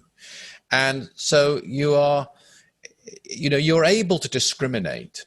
You take your consciousness to a higher level. These things are not, they sound unbelievable because they're different. And they are not sort of in the general parlance of materialism. So it's even advanced physics, or it sounds, the skeptical mind kicks in. And, the point is they may be true. They may not be true as far as people are. I mean, I have my own experiences. I know they're true. But, I don't expect people to take my word for that. But if you do the practices, though, the spiritual practices, you will stay on a level where you'll be able to sort out what is true and what is not true. I think that could be the most valuable thing the practices can do for you. Far more valuable than being able to hold your breath or say, I got the Kundalini to X, Y, or Z. If you're able to discriminate, is this Operation Prep okay? It sounds unbelievable to me, but I can't say that it's untrue either, if I'm honest. How do I know? Yes, you can examine it. You can read Contacts with Gods from Space. You can look at it. You can come along. You can see if you feel the energy when you're there. Lots of people can't put their hands down. They can't. No. You can feel all that, but you'll also be guided to your intuition as well. And this will lead you right. I mean, intuition is never wrong. It's never wrong. We can be wrong. We can be wrong in not listening to it, and we can get it wrong because our imagination kicks in. But if you have the concentration, which comes from the practices, and you're open to the higher, the higher energies from the higher chakras, you'll be able to discriminate, and you can do it with the Aetherius Society. It's not faith. We're not asking anyone to just have faith, although faith in life is very important, but you can judge it for yourself. And if you don't know, say, I don't know. Some people find that difficult. They can't just say, I really don't know. They have to say either I believe it or I don't. A wise person, I do a lot of broadcast on One Today, as you know, on UFOs. And I think anyone who comes on with the idea, well, this is a load of nonsense, and there are less and less people who do that, by the way, now, is pretty foolish person, because they don't know. They have no idea. They can't say that they don't exist. But how is they can say they don't know. How is it for you? Because you're promoting, you're a UFO expert, but you're also coming with a religious aspect. There is a higher power, and so you can find people who believe in one or the other, but to get someone who's accepting of both, I mean, that's when you look at it logically, I mean, they are higher powers. They're up. And they can travel through invisibility and reappear again. And there are thousands of witnesses who've seen that, including in Sussex recently, over here in England. But as far as I'm concerned, I've been at it for so long doing this, and I remember a time where you were ridiculed. I remember a time where you were called when I first used to talk about UFOs back in the sort of early 80s, for example, and I brought documents over from the CIA in America and elsewhere, and in Russia later on as well. People would say that if you say the government is lying, which they were lying, because in those days they bothered to lie about it. Now they don't. Now they've just given up. They've absolutely given up. As of this year, they've come out and said, we don't know. We have no opinions. We're out of this, But in the old days, they would come up with a lot of rubbish. Let's use a polite word. And I would say, well, governments are lying to you. And people would say, well, you're a bit of a nutter to talk about conspiracy theories and to talk about governments lying. Boy, have things changed. Now, if you said governments tell the truth, they think you're a nutter. So things have turned a lot. The UFO movement as a whole now accepts, I think, the spiritual aspect, which it didn't used to do. It used to try and keep spirit people like us. You think it's accepted now? I think a lot of them, I don't say all of them have, but no, they don't necessarily believe it, but they accept that spirituality is a part of what they call ufology. Okay. And it always has been. If you go back to the early contacts, you know, the very early claimants like Adamski, there was a spiritual aspect there, or I think a theosophical aspect there. It's a thread that's always been there. And then, of course, particularly when you go back to Ezekiel, and then you go to the Ramayana, and clouds in the these sky. These are spiritual books. Yeah, they've been connected. I mean, Moses, you know, traveled in a cloud. Jesus traveled in a cloud. The Bible's a UFO book now. I mean, it is, among other things. Yeah. So you can't take. I think a lot of people realize that, even if they don't like it, they kind of realize it. So I think it has improved in that respect. But so you know, how do you? Because I'm trying to promote this society in my way. Yeah, you know, well done, well done. But I don't have your the way you're so articulate, the way you explain it. How do you? Oh no, you don't have to. Look, I'm sure you're doing it great. How do you persuade people for the first time? I mean, how do you start? Because there's many different aspects. You could say this is a yoga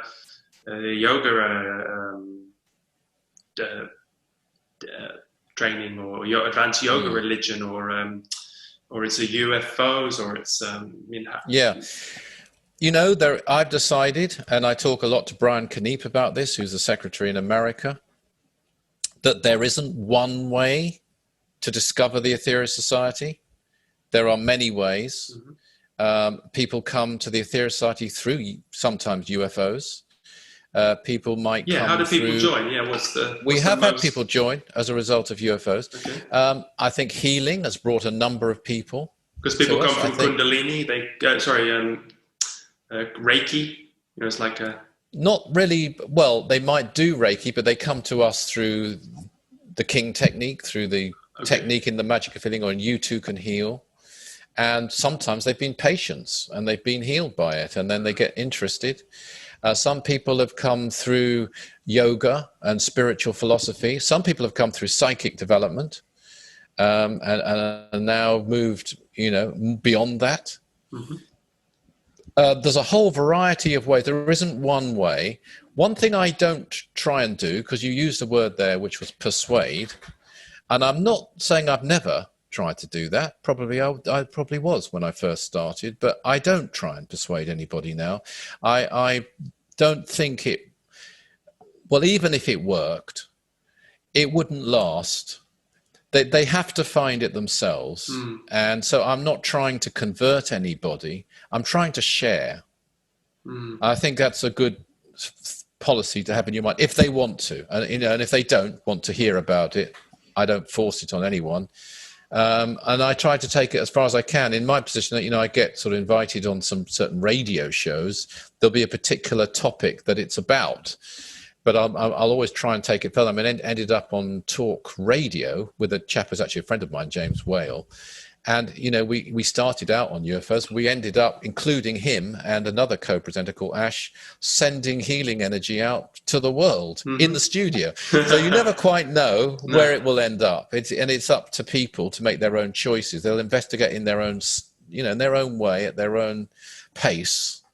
And I just don't think there's one way in for people. Right. I mean, the way I've come to it is from maybe the academic's the wrong word, but looking at the teachings, not having any special experiences or never seen a UFO or felt things. That's good. But, you know, the old teachings and how these new ones fit with them perfectly. Yes. And, you know, it's just... I think that's an excellent way in. Because I'm volunteering I volunteer with the society to proofread the transcripts of the of Dr. King and and, you know, it's just this huge volume of... It's incredible. Of education. It's just incredible. And I can't, you know, that's not something I can tell to someone in a bar in 10 minutes. They've got to, you know, spend, of course, you know, 100 hours reading this to just to understand that you know, if it is made Well, I'll tell you a yoga story then, which is in the autobiography of a yoga by someone I, rightly or wrongly, regard as a very good friend, namely Paramahansa Yogananda. And he tells a story of someone who was seeking truth, and he found a guru to teach him. And he went up to the guru and said, will you become my guru? Can I learn from you? And the guru grabbed him and dipped his head in a sort of basin of water, or I don't know whether it's a basin or something, or anyway, a container of water, until he could hardly breathe, and then pulled him out. And he was quite worried, this student. He said, when you were there, what did you want most when I had your head in the water? And he said, air, master. He said, when you can say truth, I'll teach you. Now go. And I love those stories. And there's some stories that are even more stronger than that one in that book. You're lucky Dr. King was never... He was strict. Anyone who was close to him would say that. But he was extremely generous and very compassionate. But I'm sure, though, that's only half the story. I don't know, but I'm sure that guru did more for that student than he seemed to do. That's what they would do. And then, one hopes the student might go away, learn the lesson, and then come back and then say, now I'm ready. I want truth. But why I mention that is because the person has to be searching themselves. You might meet them for 10 minutes in a bar. You might tell them some fantastic knowledge, but you won't turn them into a searcher. Only their own experience can do that. Okay. Yeah. Well, to anyone listening, I mean, there's just, the books you've written and the book of Dr. King, even just that is only the tip of the pyramid from what I've helped. If there's just this mountain of knowledge there, and there really is. And just to go through what you've written is just to skim it's fantastic, but it's just the tip of the iceberg. So. It is a tip of the iceberg. And Dr. King himself believed, and I'm sure he was right, that although we're extremely open, I mean, read the Dhammapada, read the Bhagavad Gita, and he recommended certain things, you don't actually need anything. Let me put it this way. There is easily enough knowledge, practices and disciplines and procedures within the Aetherius Society for anyone. So although we'll say, yes, there's other things that are interesting, and if you're interested, by all means study them. We're not saying we're the only people. You don't need anything else. I mean, I have to say that I realize that. I might read things out of interest. They might be of interest to me, but there's more than enough teaching, practice. The 12 blessings alone, there's no limit to how much you can do that. I heard that someone gave me some good advice, is that the first technique you're given is the one you need, and you just use that one, it'll take you to the end. The first mantra you get and the first breathing exercise, just do that and get that one is good. Anything will take you to the heights. It would have done. I get the spirit of what you're saying, but I have to say, in this day and age, the karma has changed. That's one of the things that we believe in the society now, and the karma is such now that to get to the heights you're talking about, all the way to the heights, you might get to a certain level. I could name a teacher who's very well known as a very popular teacher of so-called enlightenment, and I've met him. And he's certainly reached a certain stage, but he hasn't reached enlightenment as defined by Dr. King anyway. So it's quite dangerous when you think you've arrived, as a matter of fact. I just meant that, if you get... I understand the principle, but... Any mantra, is... Yes, indeed. But what I'm coming to is that in this day and age, you have to serve. It's a strange thing. I heard on the news the other day, actually, about somebody who had a vineyard that was in difficulties. They couldn't pull all the vines because of COVID, and it's quite a long story. So they put something on Facebook, and lots of people came to help them pluck the vines and help them. And in one way, that's great. But then when you stop and think, all those people plucking the vines on that vineyard, if they, what they could have done for people in real distress, children on the street, and so on. And then if you go beyond that to spiritual things, and what I'm leading up to here is the thing that will take us to the heights eventually, the real heights, is to serve in the most effective way that we possibly can. And I've been asked before, but in television interviews, which is better, material service or spiritual service? And the answer I've given is that both are needed. Mm-hmm. You know, we send energy to Lebanon, but my goodness, it's the people going in there, digging people out of rubble, you know, healing them in hospital, makeshift hospitals. I think they're much greater saints than people sitting in caves right now in the Himalayas.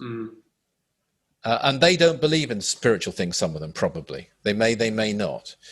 But what I would say is this: many more people believe in material service, and they will support material service. There aren't many people on this earth who believe in spiritual service.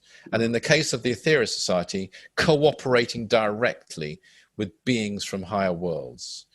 So that then, because not many people are willing to do it, not many people, I would say, are ready to believe it or accept it into their lives, is the most valuable service anyone can give. And that will take you to the heights. Okay, so that's the way you're not running a soup kitchen in London or something like that. You know, and there's other people those things doing are great. that, you know. Those things are great. Helping some people with their vineyard is good. I mean, you know, they're not sitting at home watching telly, they're helping someone.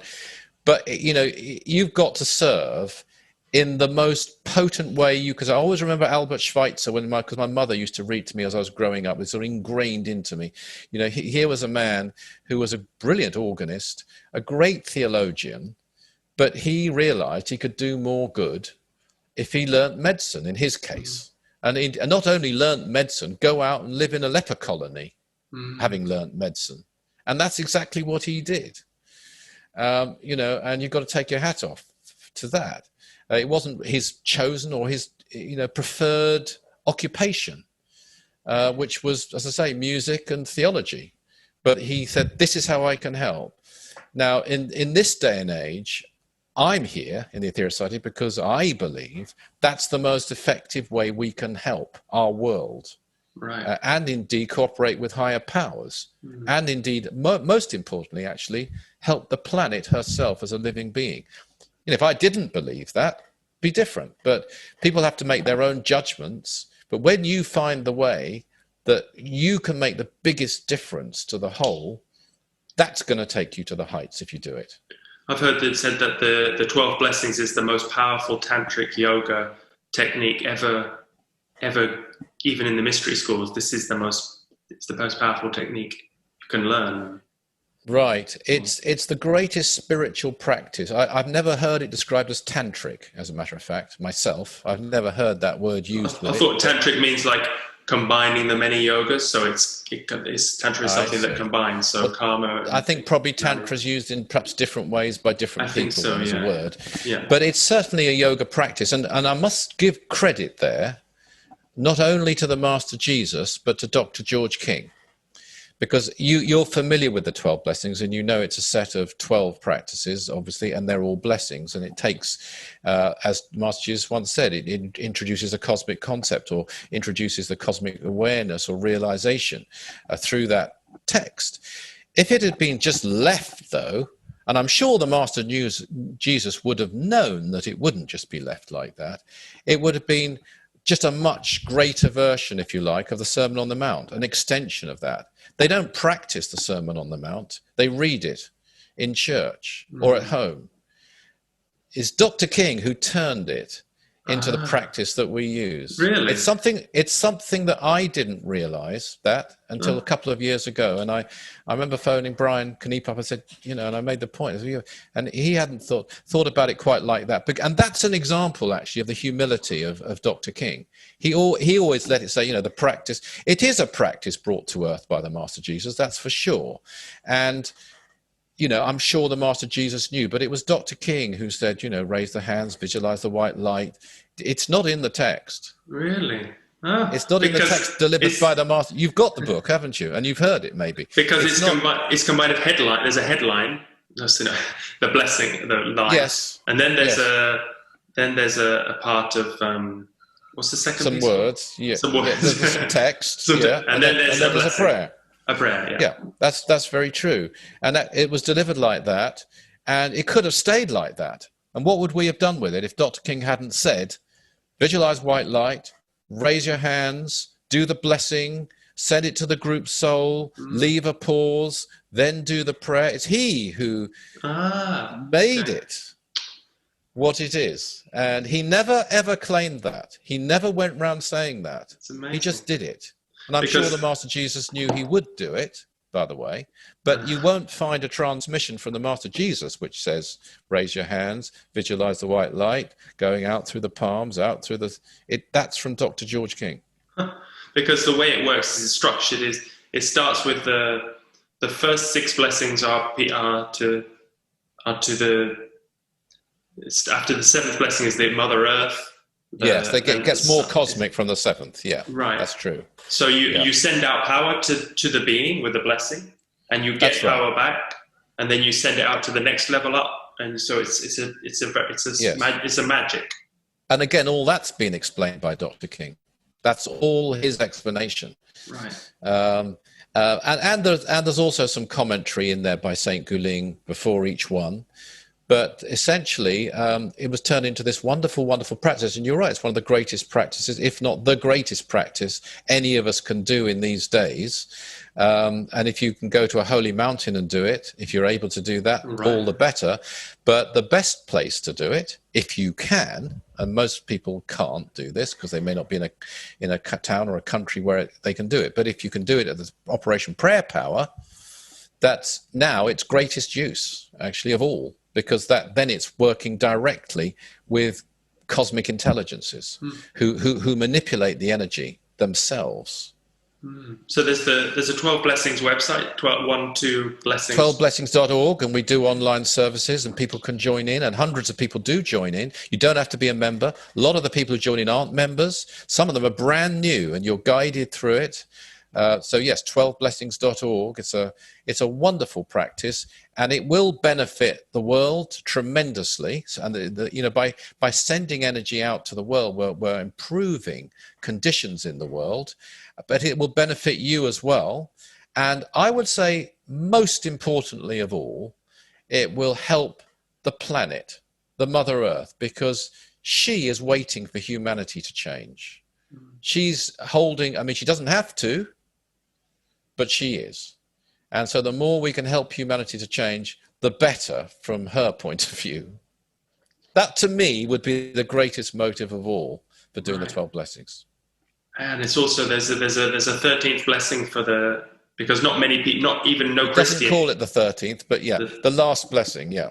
Not many Christians pray for Jesus to be saints. It's incredible. I've actually happened to be driving past an evangelical rally once, and they were singing some kind of a song which had the words something like this: Jesus, come back to earth. They were calling Jesus to come back to earth, and I thought, you've got it so wrong.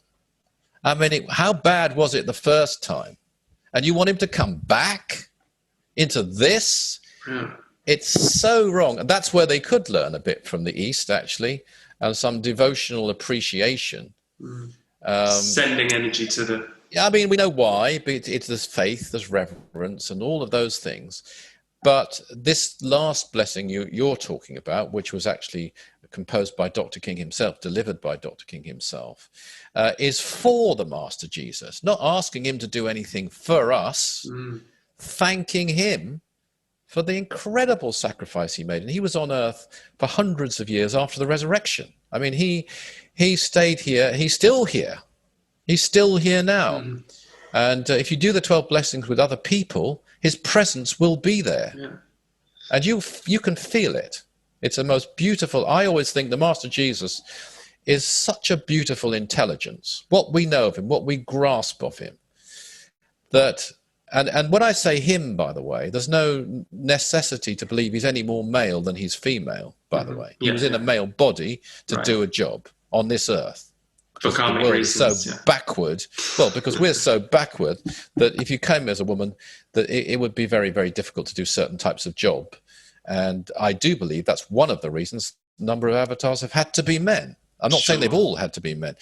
But he is one in particular who has a lot of the female in him. Oh, sure, yeah. And I just think that he's so beautiful that he proves God.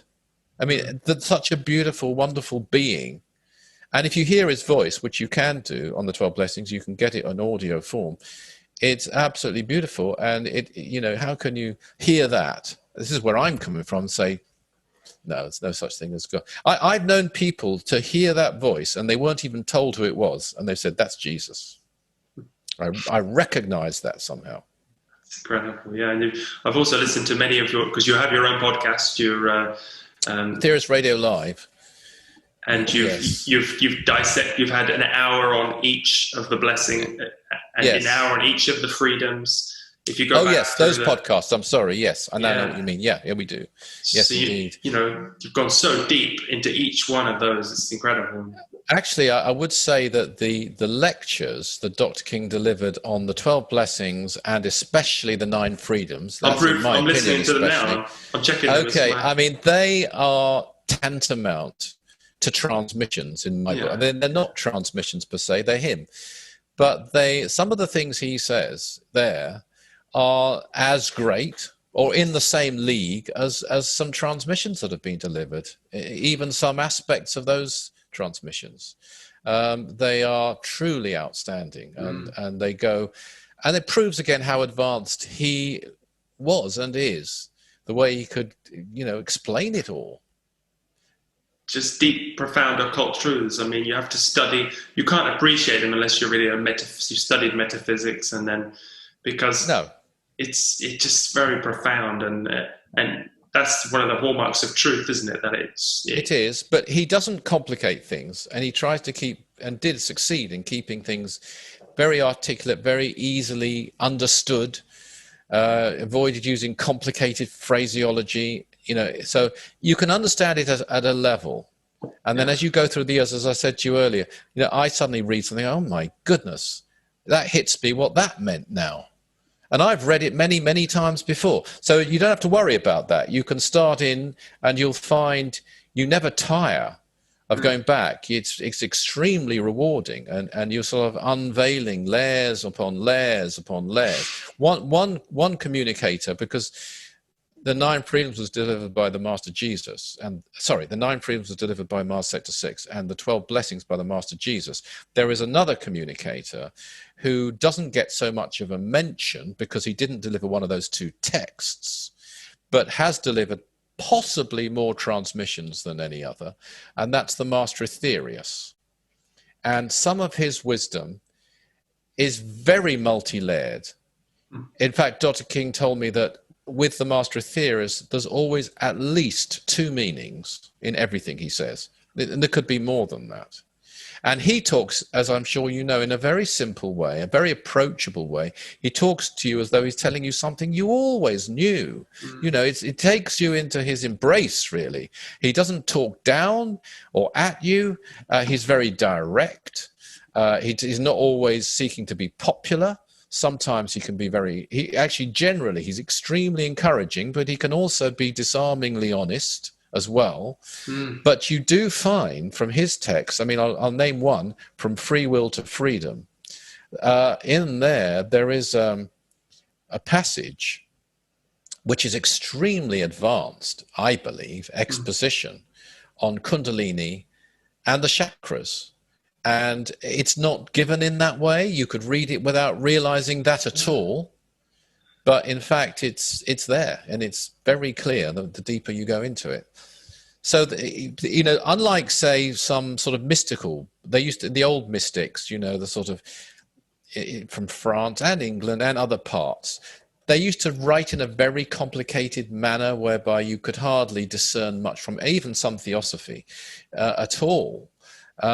With the Aetherius Society teachings, you'll always get something at one level that's very assimilable, very understandable and helpful. But the more you go into it, the deeper it gets, the more is revealed, the more satisfying it is at a very deep soul level. You must feel very privileged because, I mean, in 100 years, this will be in academia, there'll be people studying it. Now it's, you yourself and Alison, your wife, are just one of the few people who are looking at these texts and you come up with these you often come up with new insights in your sermons. And yes, I mean, I'm mystified, often think, to have been, and I'm not alone, there's a number of us, but to have been that close to someone I regard as one of, if not the, well, I wouldn't compare anyone to Lord Babaji, and nor would Dr. King allow it. And he never claimed this, but I'm saying this, one of the greatest avatars who's ever walked this earth. Or if you want to regard him as a master. And I have to, it's an extraordinary thing, but, I just look upon it. That's what's happened. There must be some reason for it. I'm certainly not deserving as an individual. It's work in progress. I had a big lesson from him because he phoned me up one day, and this would be in 1987 when I was 33, I think, or 34. Anyway, whatever I was, I should know. I was born in 53. It depends which month it was. Anyway, he phoned me up and he said, I'm thinking of making you a bishop. Mm-hmm. And what do you think? And I came straight back and I said, well, to be really honest, much as it, be a great honor, I'm really not deserving of this. This is I'm not really worthy of it. And I wasn't trying to be humble. I really meant it. And he was extremely disappointed. He didn't say, oh, what a great thing. You're great humility. Not at all. He was, oh. And I could tell he was disappointed. So he phoned me back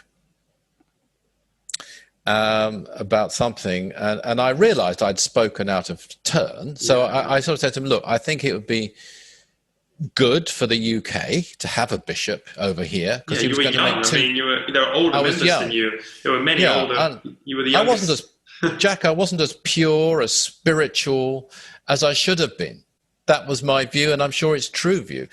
But, he didn't have a lot of people to choose from for that position. There was lots of very good people, but it was difficult for him. So I realized that. I realized this isn't great. This isn't what he wants.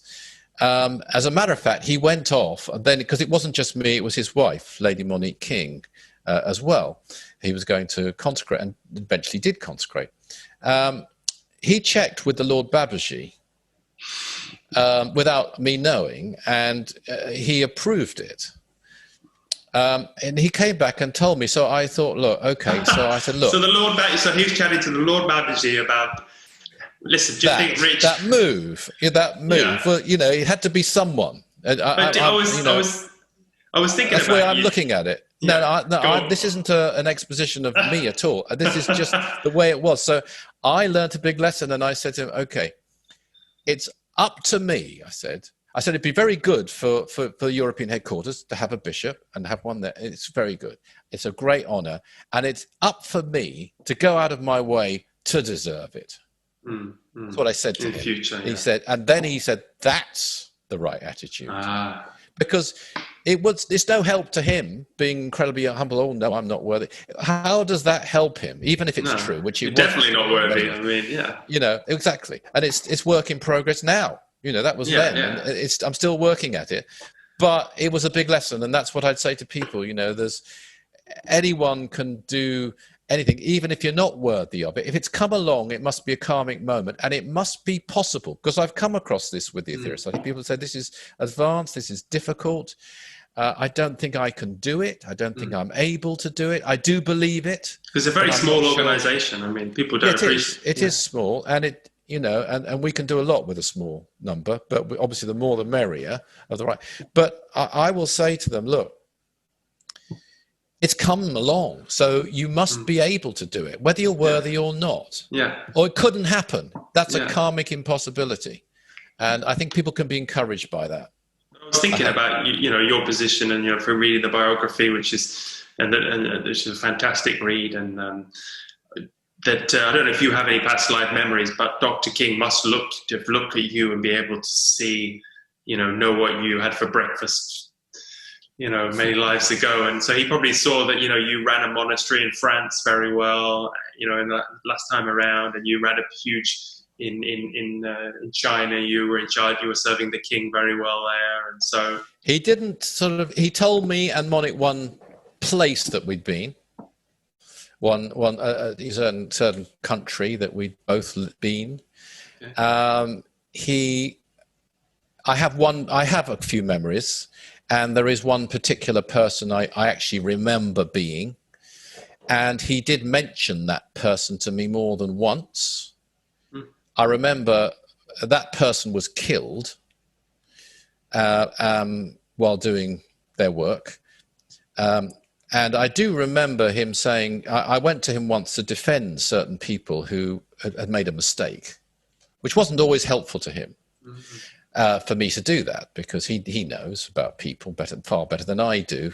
So I said, well, yeah, but they were trying to help. And he said, well, so were the people who killed so-and-so, and named that person. So he would do that. You never told him that name. You never told him. I'd never told him, although he did sit down and one dinner and said, tell us all about so-and-so, and named him to me. He said, Richard, tell us about so-and-so. But he wasn't the sort of master who would tell you. I mean, I'll give you an example. He would do it all subtly, and he didn't need to. He was almost above that. For example, I'll give you an example. When I was in America, I'd very often have the honor not of eating with him, but sometimes if he was watching a television program, with him. Now, when he was watching a television, which might be a film or something, he would very often be doing something else as well. But he'd be sitting there and he'd be watching. Well, I had a really bad headache, and he had a tannoy system, and where I was staying on the property in America, he could tannoy into the room and said, Richard, come over and we're going to watch so-and-so, this film. And I said to him, well, I'm really sorry, Master, but I've got a really bad headache. If you don't mind tonight, I just think I ought to rest up. He said, get over here, come over here. So on the face of it, you think, that's callous, that's callous. And so off I go, and he says, sit down. And then he says, have a drink, which was the last thing I wanted, at that point. And he poured me a drink. And to be polite, I took the drink. I was drinking it quite slowly, but I had a drink. He had a drink. We were watching this thing. And right the way through it, he was nudging me, in the ribs. You think, you got a headache, the headache went completely. This is a small story, but what I'm illustrating more, not is his healing power, which we know about, but his methodology. So then it came to a break in the film, and I said to him, thank you so much for that healing. My headache has completely gone. I feel absolutely fine now. And he said, what healing? Don't be silly. Now let's get on. And so that's the way he was. He didn't go announcing he was doing this for you, that for you. He worked subtly. And, he'd know about certain lives. He wouldn't necessarily let you know which lives he knew about. Mm-hmm. And the future. He made his own judgments. But, the way I look at it, none of us were really equipped to be followers of him. Well, Jesus had adepts, as his disciples. Some of them, yes. St. Peter was. Mm-hmm. Possibly Judas was. We know that St. John is now. May have been then, I don't know. And we know that St. Paul is a planetary one now, but he wasn't around Jesus. My own opinion, again, my opinion, I want to stress, I can't believe he was in that life, because I don't think an avatar would have persecuted, killed Christians, even in the early part of their life. Yes. But there was an example, though, of someone who completely changed. I mean, it's a beautiful thing. Well, whatever your religious beliefs, he changed, he heard the voice.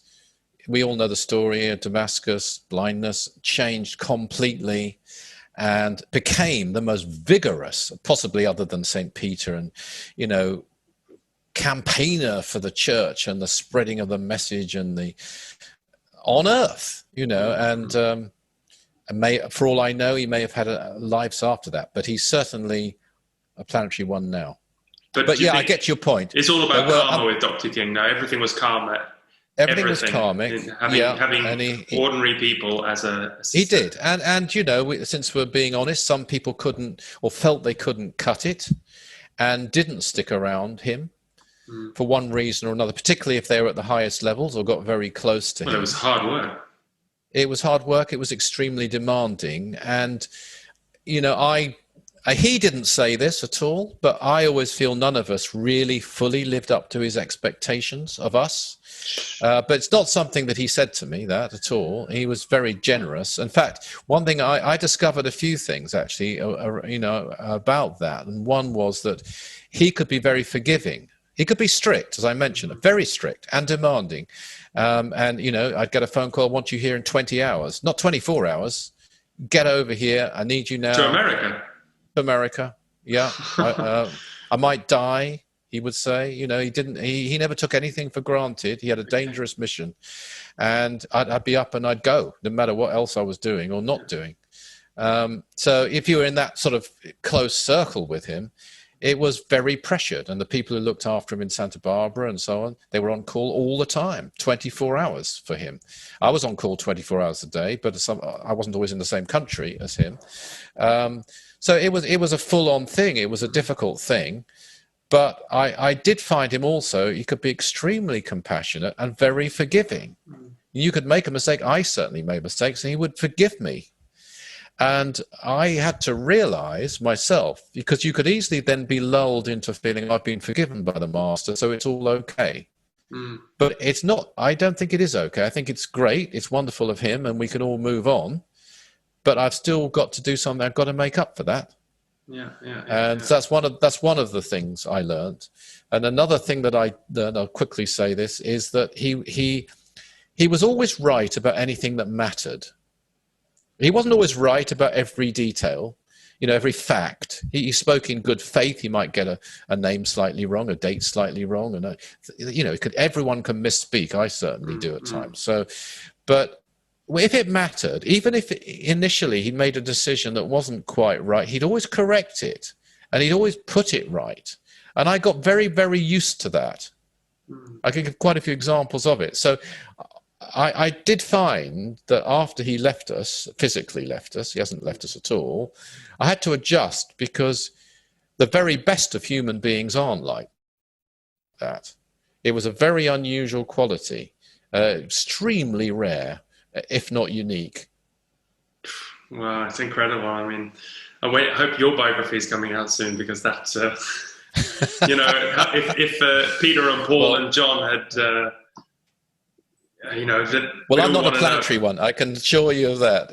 No, but I mean, it's difficult to appreciate Dr. King now, because people don't know about. I mean, I've only, when I'm a member 2 years, I can hear the certain transmissions that relate to his real mission. Yes. So even I don't understand fully what he like.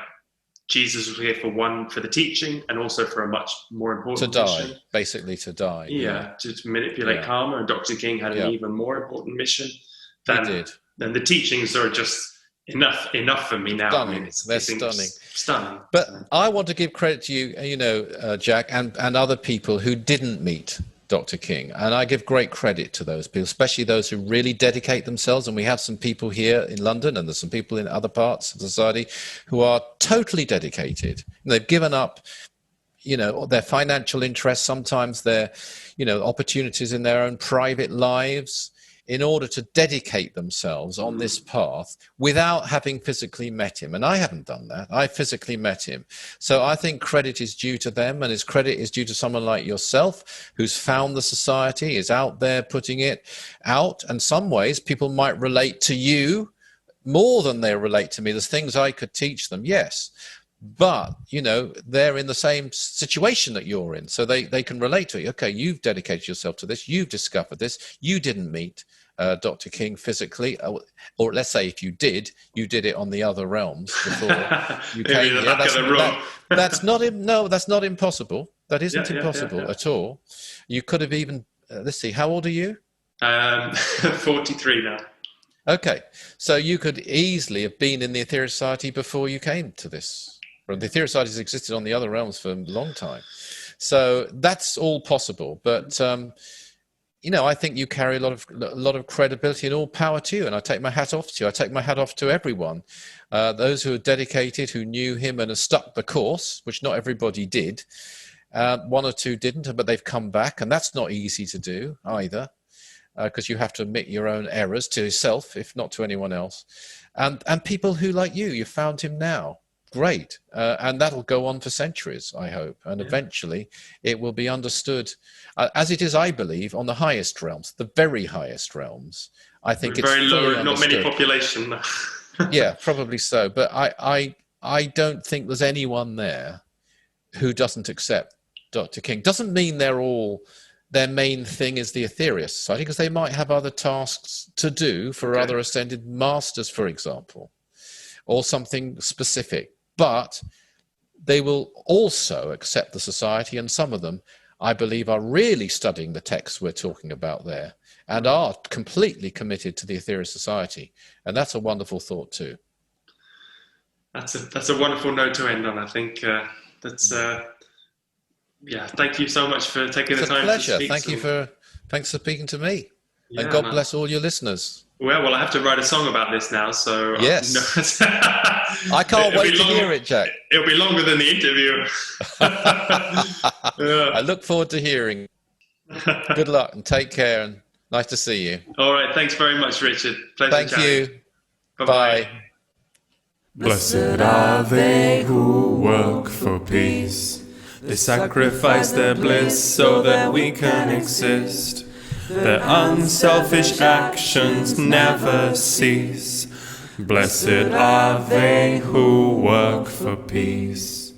Blessed are the wise ones for spreading their light.